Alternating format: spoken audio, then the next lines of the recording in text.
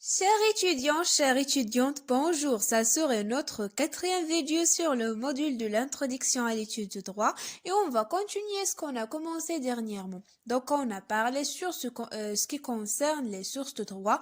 On a dit qu'il y a des sources directes qui sont la loi et la coutume et des sources indirectes qui sont la jurisprudence et la doctrine.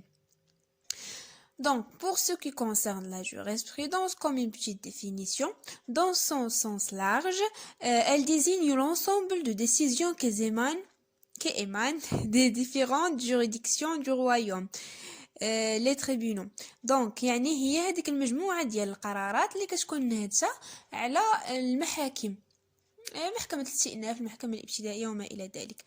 في le sens restreint ديالها يعني بمعنى خاص c'est la décision qui parvient pour combler un vide juridique ou pour résoudre une ambiguïté.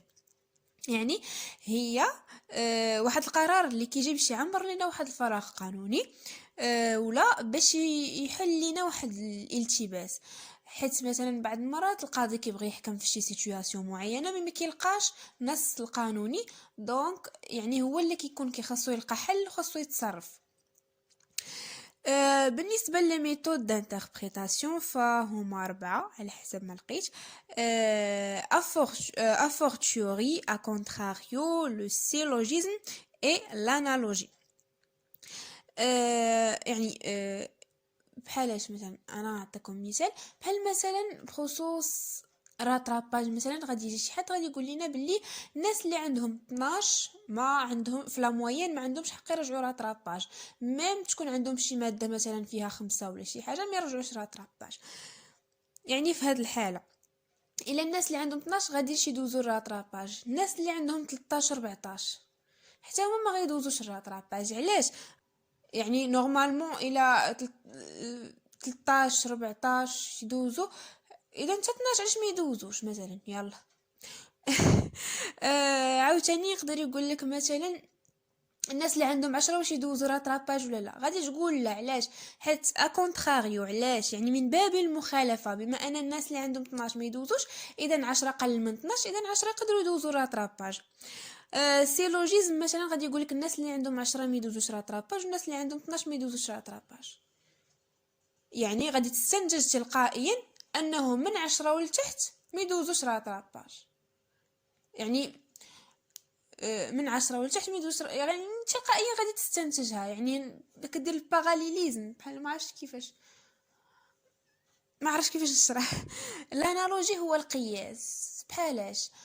بحال مثلا ناخذ مثال من القرآن. في القرآن قال لك أن الخمر حرام، ياك؟ ولكن واش مذكور باللي مثلا السيجاريت حرام ولا الحشيش حرام ولا لا؟ يعني خدينا مبدأ القياس، يعني قلنا أن كل حاجة مذهبة للعقل فهي حرام. يعني تمنى مبدأ القياس. غادي ندوزو دابا لي زيكول انتربريتاتيف. كاينه ليكول اكزيجيتيك on s'attache au texte dans ses propos. يعني هنا يعني كنعتمدوا غير على التفسير النصي، ما كيهمناش حنا فاش نفكر المشرع ولا فاش من ظرف كان ولا كيفاش كانت الوضعيه في داك الوقت. كندوزو ابري ليكول تيليولوجيك on s'attache aux intentions du texte. يعني هنا كنشوفوا المعنى المقاصدي، اشنو قصد لنا المشرع وشنو الظروف مثلا اللي تم فيها التشريع، شي حاجه بحال هكا. المهم يعني كنشوفوا لي فيناليتي ديال داك لو ليجيسلاتور لاش باغي يوصل. après كاينه libre recherche scientifique. donc le juge doit élaborer une solution.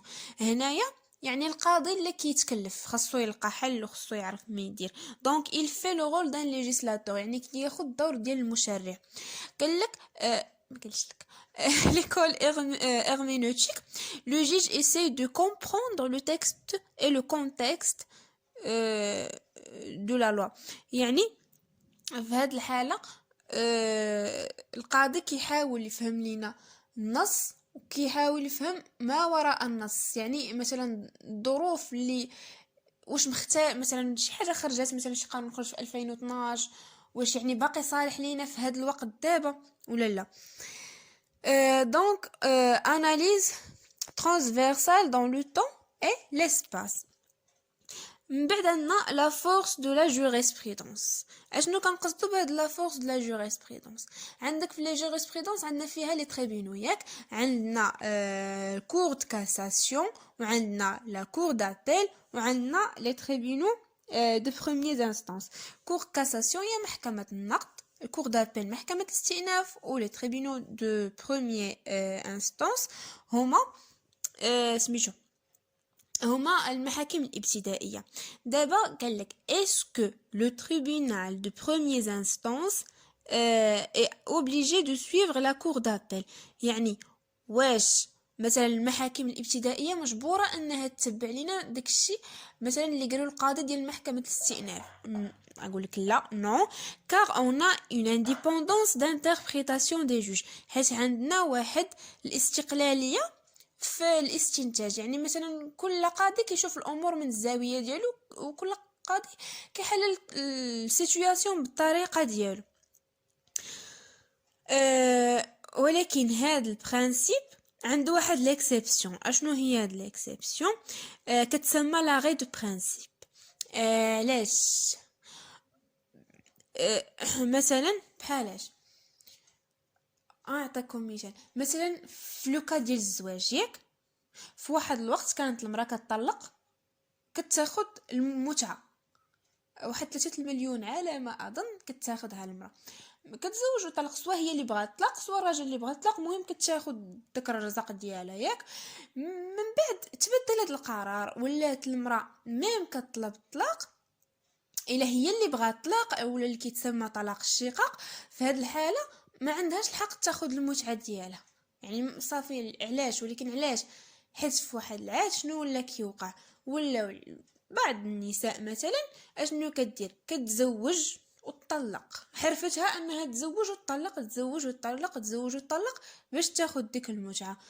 دونك مثلا غيجي شي واحد مثلا غادي يمشي لمحكمه النقد، ولا غادي يقول لهم كيفاش انا هاد السيده مثلا مزوجه 4 المرات وكذا، وانا ما ظالمها في والو، ما دير ليها والو، ما دير لها حتى حاجه، هي باغا تطلق بوحدها، انا علاش غادي نخلصها في هاد المتعه؟ مثلا هاد الكور دو كاساسيون صافي غادي تصدر واحد القانون، في هاد الحاله يقدر يطبق هاد القانون وغيولي معمول به. دونك كي انتربريطاو واحد اللوا معينه، كينشروها وكيديروا التوصيه باش تطبق. ايوا صافي هذا مهم. دابا غادي ندوزو لا doctrine. Elle désigne l'ensemble des travaux écrits consacrés à l'étude du droit et leurs auteurs, c'est-à-dire avis, opinions données par les magistrats, avocats et professeurs. يعني كتضمن لينا هذوك الآراء اللي ديال الناس اللي مثلا عندهم علاقه بالدومين ديال القانون وكل ما يخص القانون، محاميين، قضاة، يعني دي بروفيسور في القانون، مهم وما إلى ذلك. Ces opinions ne sont pas obligatoires mais contribuent à la formation des règles de droit. يعني même que هاد لي زوبينيون يعني ماشي ضروريين وماشي زعما كيعنيو انهم راهم قوانين ولا شي حاجه، كيبقاو مجرد اراء، ولكن يعني كيساهموا لينا مثلا في التطوير ديال المجال القانوني، و اون بليس كيتانسبيراو منهم القضاة ولا شي حاجه بحال هكا، شي حاجه بحال هكا. المهم ابخي المهم حنا ساليت دابا، انا ساليت داكشي شوز انتريسونط قلتهم، ولكن كاين اللي كيزيد في لي بروف والله اعلم. انا البروف ديالي مثلا ما دارش هاد جوج حوايج الاخرين، لا ريليجيون ولا تريتي انترناسيونال، ما هضرش عليهم. المهم انا حيت كاين اللي كيديرهم غالبا نعطي غير شي ديفينيسيون. قال لك لا ريليجيون ou le droit musulman, ce sont les règles de conduite dont la plupart trouvent leur origine dans le Coran et la Sunna. يعني مثلا هنا في الدول الاسلاميه المغرب، السعوديه وما الى ذلك، كناخذوا بعض القوانين وشي حوايج كناخذوهم من السنه النبويه ومن القران. يعني كنخليو واحد الاعتبار للدين، ولكن راه كاينين شي دول اخرى اللي معتمده فصل الدين عن السلطه. يعني صافي الدين بوحدو، بغيتي تمارس المعتقدات ديالك شغلك هذاك، بغيتي ولكن في التسيير ديال الدوله ولا داكشي ديال القوانين، الدين كيكون بعيد كل البعد على داكشي. وكاين اللي كيعتبروه من لي سورس تراديسيونيل ديال لا ريغل دو دروا. عندنا لي تريتي انترناسيونال، سو سون لي اكورد اي كونفونسيون international signé par le Maroc à propos de l'organisation de certains points particuliers. يعني هما هذوك الاتفاقيات اللي كيصنع عليهم المغرب، اتفاقيات دوليه، بحال مثلا اتفاقيه حقوق الطفل وحقوق الانسان وشي حاجات بحال هكا. المهم كنتمنى نكون فدتكم ولو بالقليل يا ربي، والله يوفقكم ويوفقنا جميع، وسمحوا لي حتى نتعطل باش نحط فيديوهات. ومهم نتمنى التيسير والتوفيق للجميع.